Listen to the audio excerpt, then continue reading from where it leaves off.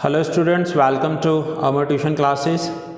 आज हम time series chapter में क्वेश्चन नंबर 30 करेंगे। आइए देखते हैं क्वेश्चन में क्या दिया हुआ है।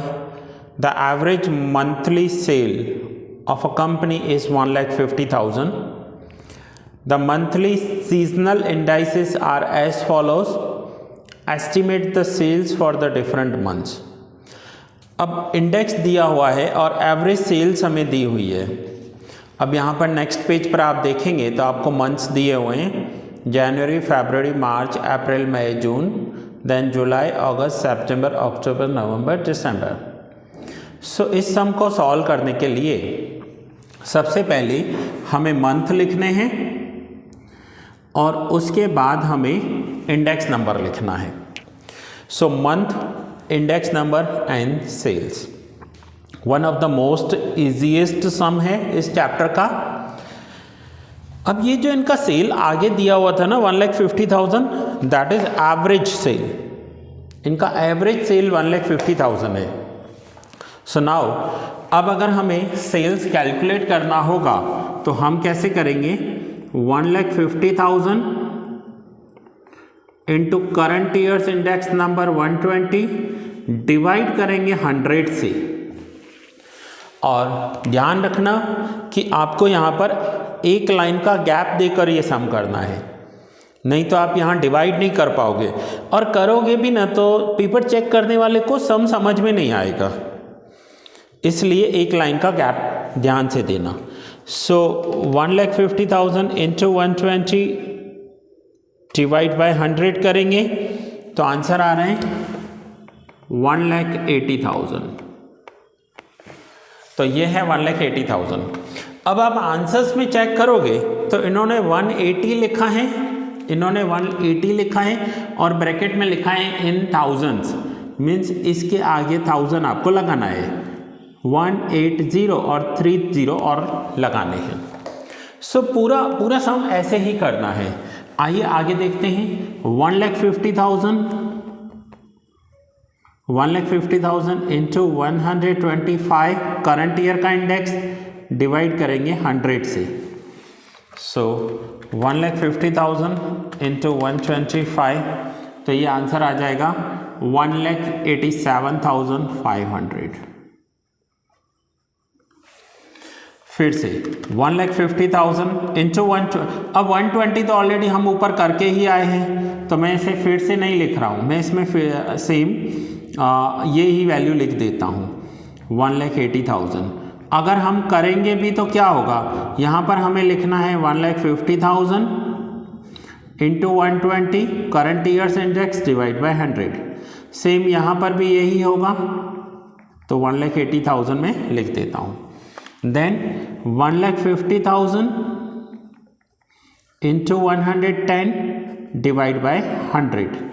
सो 1,50,000 इंटू 110, तो ये आंसर आ जाएगा 1,65,000। 1,50,000।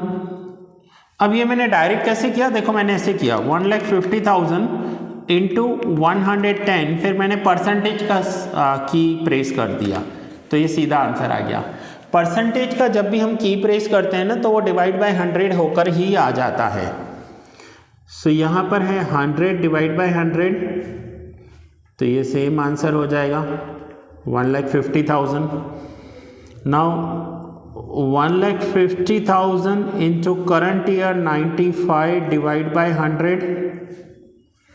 सो 1,50,000 इंटू 95, सो ये आंसर हो जाएगा 1,42,500। फिर से 1,50,000 into current years index 90 divide by 100 करेंगे तो ये आंसर आ जाएगा 1,35,000। Once again 1,35,000। फिर से 1,50,000 इंटू 80 डिवाइड बाय 100 करेंगे। सो 1,50,000 इंटू 80 डिवाइड बाय 100, तो आंसर आ जाएगा 1,20,000। फिर से 1,50,000 इंटू 80 डिवाइड बाय 100 सेम होगा 1,20,000। And the last is 1,50,000 into 70 divide by 100 करेंगे। सो 1,50,000 इंटू 70 डिवाइड बाय 100, तो ये हो जाएगा 1,05,000।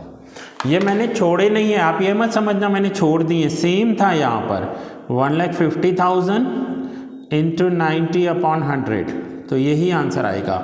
और यहाँ पर भी 1,50,000 इंटू 120/100, तो यही आंसर आएगा।